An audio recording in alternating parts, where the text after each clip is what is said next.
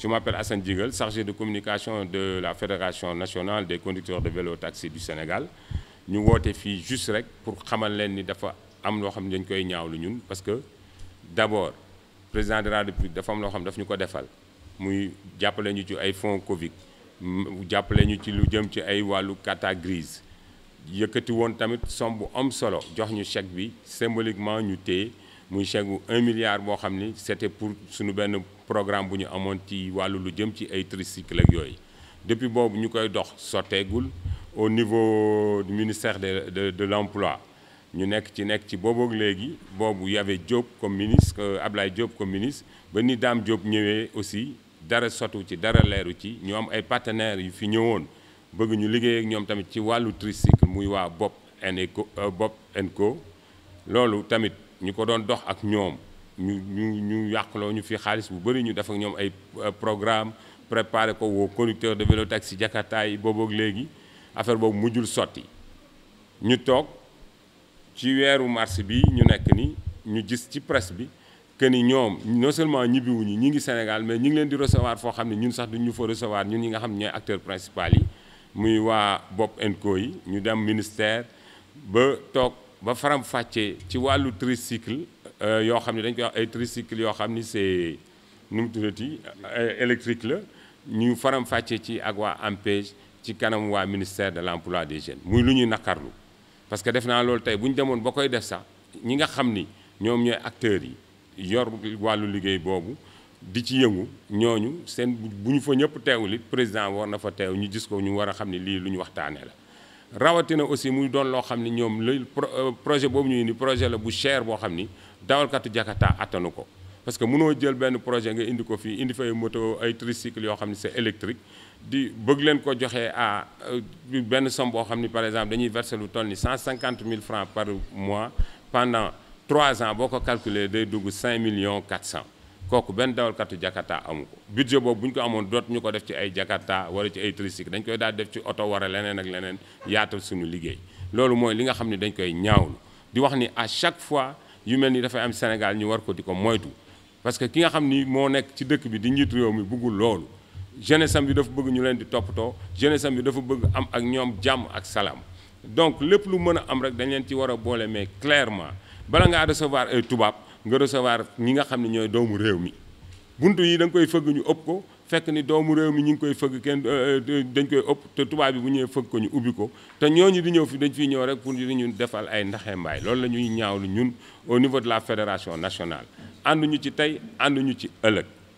looloo tax tey ñu woote fii pour leeral loolu mën a tontu gars yi ndax loolu comme ñoom ci biir mois de mars bii rek lañ def loolu bërki démb ay vers le 17 duñu xaar sax muy sori dañ leen di wax ni ñun acteurs yi ñi nga xam ne ñooy dawal Jakarta fii ci Sénégal d'abord ñu ngi ci jàmm ñu ngi ci salaam am nañu ay formation yu baax ay wàllu yooyu ñuy wax naan sécurité accident ak yooyu yëpp ñu wax ci presse bi loolu ñu ngi sant suñu borom mi ñu ciy musal bu baax a baax a baax li nga xam daal loolu la ñu bëgg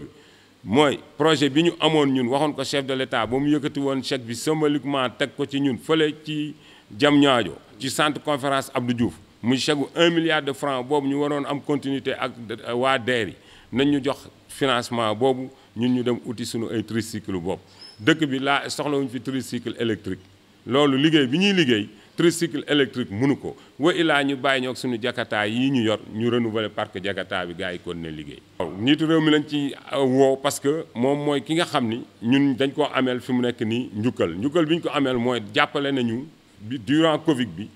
may xaalis bu takku lu toll ci 450 millions aux conducteurs de vélo taxi Jakarta booboog léegi ñu ngi bëgg sax mu recevoir ñu pour ñu remercier ko ñëpp gis yëkkatiwaat li nga xam ni mooy carte grise yi may ñu ko kon ñun moom la ñuy waxal mu déglu lii xam ni projet bi nga xam ne amoon nañ ko ci tricycle gars yi ñu ngi ñu bëgg a wër nombo di ko dugal awale ko ci ministère de l'emploi des jeunes ak ci waa ANPEJ te ñun duñu nangu loolu parce que ñun ñooy acteurs yi nga xam ni ñooy liggéey ci wàllu boobu. man la Samba Coumba Samb di président fédération nationale des motos taxis du Sénégal tey dañ fi ñëwoon rek am benn xibaar boo xam ne dañ ko jot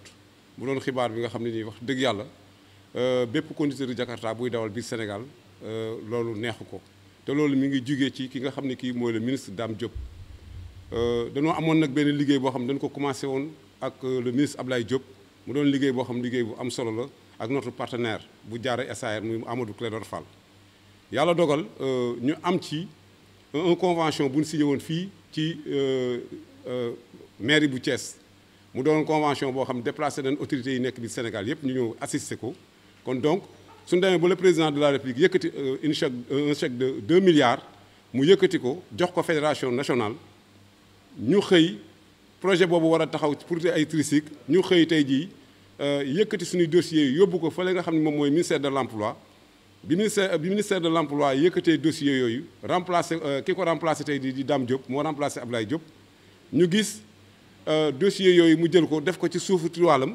xëy jël projet boobu taxawal ko ci biir dëkk bi bu ko doxal ci ñoo xam ne nii ñëw nañ fi waxtaan ak ñun bi ñu waxtaanee ak ñun prix yi ñu jox danoo xool ni prix yooyu dafa cher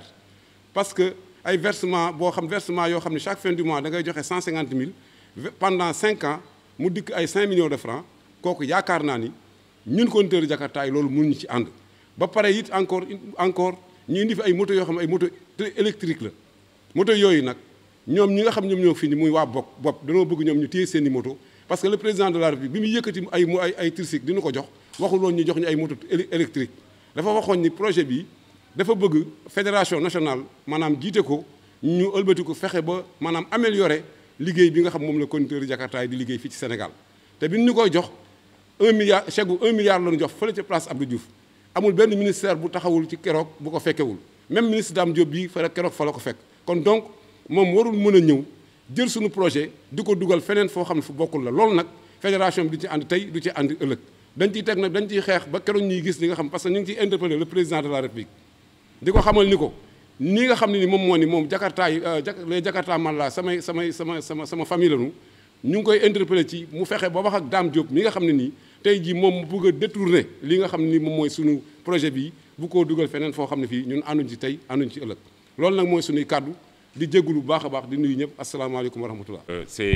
Je m'appelle Assane Djigal, chargé de communication de la Fédération nationale des conducteurs de vélo-taxi du Sénégal. Et là, je parle au nom de tous les conducteurs de vélo-taxi du Sénégal, au nom de la Fédération nationale, accompagné de notre président Samba Koumba Sam, son vice-président Bouna Seck, Adama Seck aussi à côté de nous. Il est membre de bureau, il est conducteur de vélo-taxi Jakarta. Le chargé de l'organisation est là à côté de moi, Abdallah Diatta. Là, aujourd'hui, nous nous sommes regroupés d'abord pour féliciter le président de la République, le remercier de ce qu'il a fait durant les Covid-19 pour les conducteurs de vélo-taxi Jakarta, lui dire merci au nom de la Fédération nationale pour les fonds avec lesquels il nous a accompagnés. Le remercier aussi pour les cartes grises offertes au nom de la Fédération nationale. Pratiquement pendant 6 mois, ces jeunes nous sommes tous partis vers les services des mines pour avoir des cartes grises. Donc aujourd'hui, nous sommes là pour nous dire merci. Dire merci au président, mais profiter de cette occasion pour dire notre cri de cœur. Parce qu'on avait un projet de tricycle que le président de la République avait demandé à la DER qu'on puisse le financer autour de 1 milliard de francs CFA. Aujourd'hui, il y a Bob & Co qui est là, qui veut prendre ce projet-là, le faire avec Ampège, le créer avec Ampège, sans les conducteurs de vélo-taxi Jakarta. Parce que vers le 17 mars, on a regardé au niveau de la presse, le ministère de l'Emploi, Ampège et Bob & Co qui ont signé un partenariat pour amener des tricycles électriques au niveau du Sénégal, plus de 50 000 motos. Bon, d'autant plus que ces motos coûtent très cher, parce qu'aujourd'hui, un conducteur de vélo-taxi Jakarta ne peut pas verser 150 000 francs par mois durant 3 ans, ça va lui faire 5 millions et quelques. Non seulement on n'a pas cet argent, mais nous ne voulons pas ces tricycles électriques, parce que ce n'est pas adéquat par rapport à notre société, ce n'est pas adéquat par rapport à notre climat. Nous avons nos Jakarta, on avait un projet de tricycle, mais pas électrique. Mais non, eux, ils sont là pour nous contourner et aller travailler avec Ampège et le ministère de l'Emploi. Vraiment, nous sommes très désolés et on s'adresse directement au président de la République pour lui dire que ce projet, c'était notre projet à nous. Personne n'a le droit de le signer sans la Fédération nationale. même s'ils disent que c'est pour créer de l'emploi au niveau de la jeunesse, au moment où les conducteurs de vélo taxi Jakarta sont plus de 230 000 conducteurs au niveau national, s'ils veulent créer de l'emploi, ce n'est pas comme ça qu'ils doivent le faire. Ils doivent contacter tous les conducteurs de vélo taxi Jakarta d'abord, parce qu'eux, ils sont les membres. Il y a la fédération qui est là. Pour signer quoi que ce soit, on doit mener la fédération par rapport à ça. Voilà.